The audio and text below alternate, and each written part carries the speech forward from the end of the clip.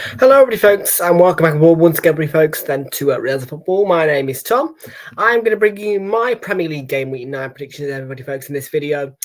Do make sure, folks, that you are leaving a thumbs up on the video, hitting that subscribe button if you are new, and also share your predictions down below in the comments. Let us know who you think is going to win. Let us know your reactions to my predictions. We are going to get through then my Premier League Game Week 9 predictions. You should be viewing this.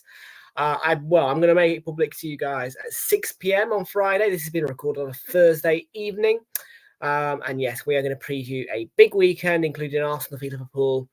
And I have some doubts. Let's start off, though, with the Friday night game. Leicester City taking on Nottingham Forest. For those of you who are viewing this at 6 p.m. UK time, you can join us for this game a little bit later on.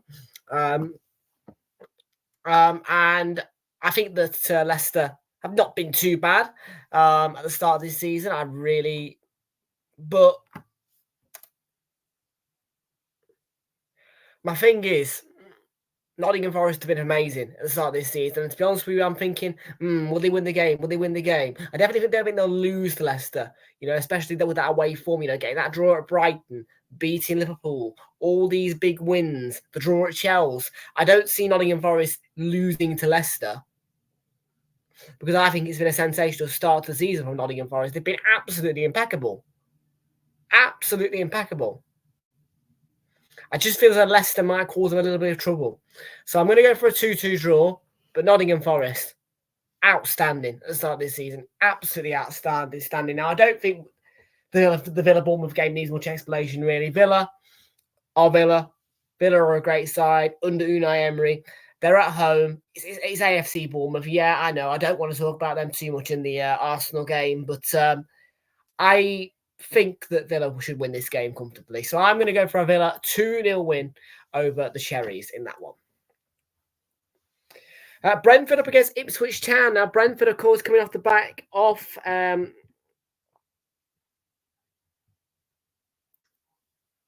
with me, I'll find it for you.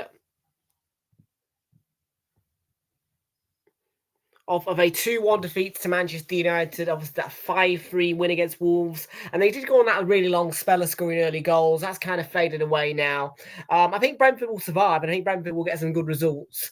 There are going to be some cases now, though, where Brentford, no Ivan Toney, they're starting to show a little bit of signs that they're not this amazing side that they were when they came up. They are amazing, but not as amazing anymore. I think that they will be Ipswich. Ipswich themselves, they've had a bit of a tough run, haven't they, really? Obviously that defeat at home to Everton and the defeat to West Ham. Coming off the back, really, off some fantastic form, without lying. They've had some really good form, Ipswich. Obviously getting lots of draws. But the defeats to West Ham and Everton and Man City and Liverpool, they're adding up now a little bit. The goal difference is starting to go down. I just feel as though this is a Brentford win for me. Brentford being at home, it's got to be a 2-0 win for Brentford. That's what I'm saying there. But yeah, as I say, it could be. I mean, Ipswich will find their form. They just need to have the right game. Really, Ipswich. Maybe that game against Leicester coming up on the 2nd of November might be one where they can get some points. And then obviously the weekend after, they've got Spurs away. So it's going to be a tough road for Ipswich. But I'm going to go for a 2-0 win to Brentford here. But yeah, I wish them all the best of luck, and I hope that they do find a way to stay up, to be fair. I think it's a sensational story how Ipswich came up. So yeah. This one's going to be a 2-0 defeat, but I wish you all the best of luck. Brighton against Wolves. Wolves are at the bottom. Brighton.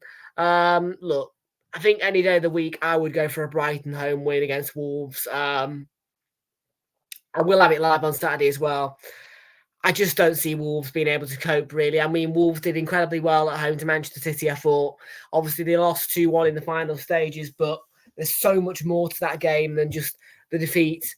Obviously John Stones with the late winner, it was checked by VAR and all that lot, but I think that this should be a comfortable win for Brighton. But Wolves are showing signs. They just need to turn signs into performances and results, because 1 point in rock bottom does not really match with that performance against Manchester City. I know they lost the game, but that performance against Manchester City does not match with a rock bottom side on 1 point. And obviously, if Wolves don't start picking up results, they may well get relegated from the Premier League. And obviously, that's going to be really sad, actually, because I've enjoyed Wolves. I think that they do have potential, to be a Premier League side, to be one of those sides who can get these big results, and put in these big performances. But unfortunately, this season at the start, it's been a really bad start season for them. They've conceded the most goals. Now, yeah, it's really tough for Wolves at the minute. I'm going to go for a 2-0 win to Brighton. Not too heavy, but just right for Brighton. Brighton 2, Wolves 0. Man City v Southampton. Come on, it's Man City and Southampton. Haaland scoring a hat-trick. I know, as an Arsenal fan, it pains me to say it.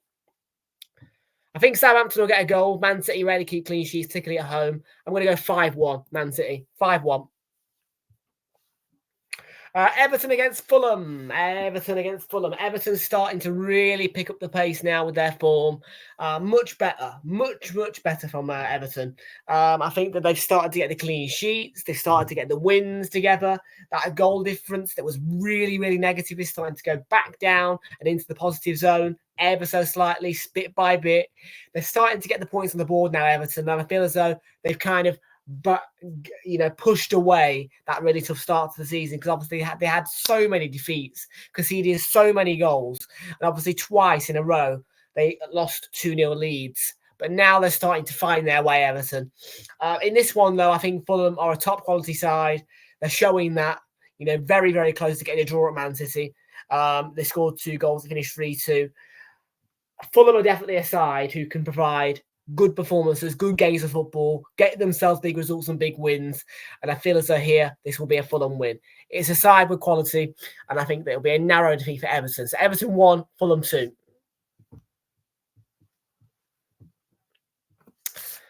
Spurs have just beaten AZ out. Lovely jubbly, Spurs. We'll move on to Spurs in a minute. Chelsea against Newcastle next then. Newcastle, not bad, but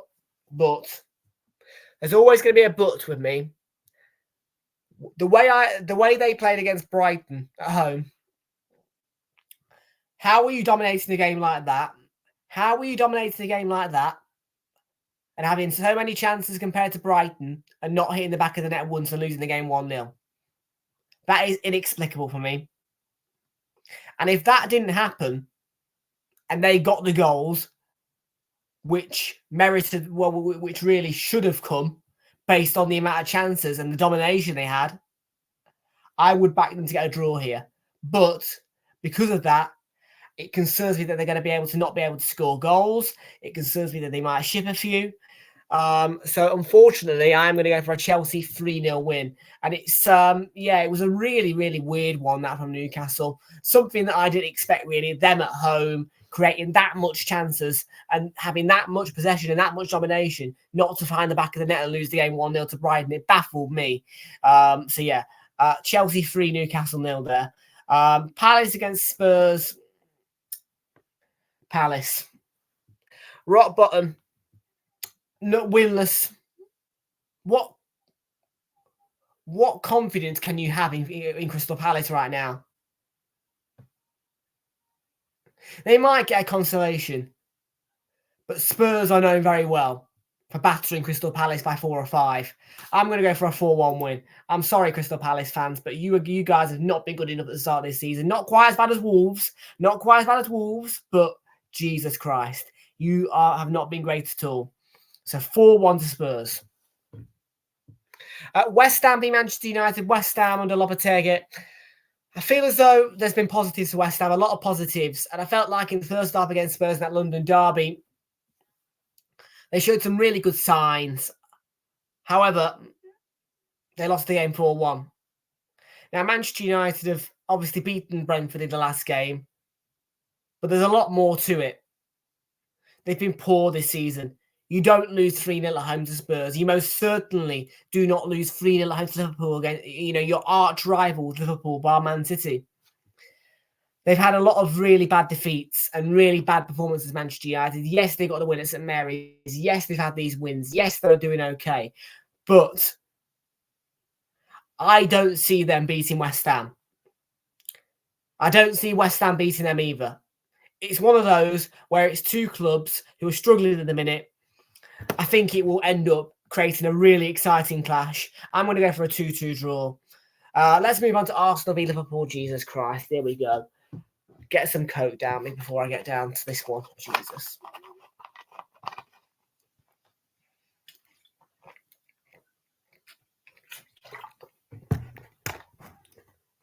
Right. Shakhtar won the game 1-0 off an own goal.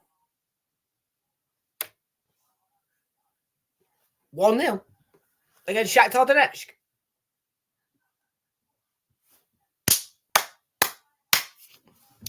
Saliba is out for the Liverpool game. Why?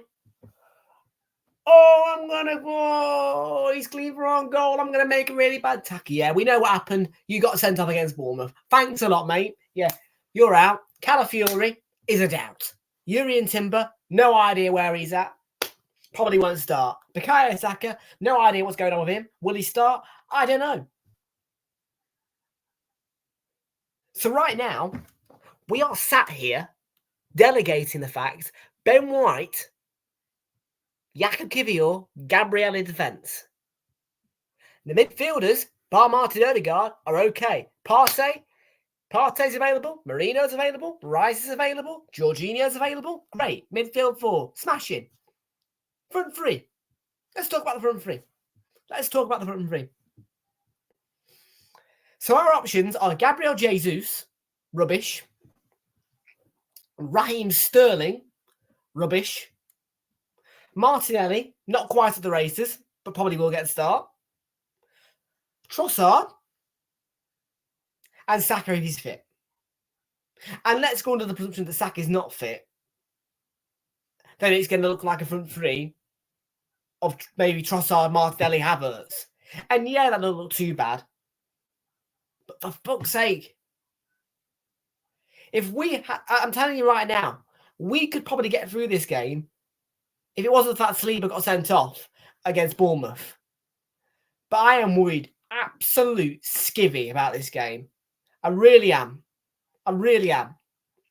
Because no Saliba, no Calafiori, and Jakub Kivior playing on a football pitch against Liverpool, I don't care if it's the Emirates Stadium, concerns me on a lot of levels. The midfield is going to be very, very defensive because I feel as if we probably will have to pack that midfield with all 4 of them. Georgie, Partey, Rice, Marino, all 4 of them are going to have to go in there. So it's going to be a very defensive midfield. And our outlets are Martinelli and Trossard. Now, Ben White, because Jakub Kivior is so shit, is probably going to have him to play a centre-back role in a back 3. Unless all of a sudden Urian Timber turns up and says, "Hi, I'm back." Not going to happen, is it? Now, Ben White, as we know, loves to attack. But Ben White is probably going to have to play centre-back's role. And he's normally a good outlet. So our outlets are what?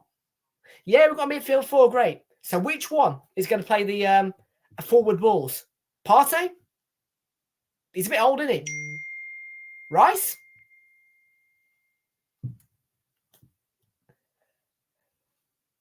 I honestly do not care how many times you can beat Liverpool beforehand to this fixture and how many times you can get a draw at the Etihad.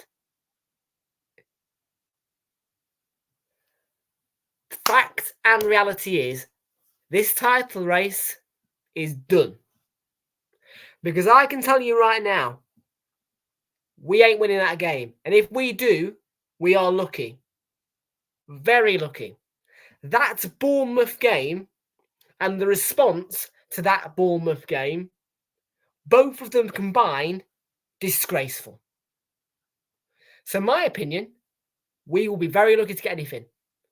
And I am going to go blunt here. But honestly, the way our squad's looking and the way that the game looks like it's going to be, and after that Shakhtar game and the Bournemouth game, I have no choice. I have no choice. I'm sorry.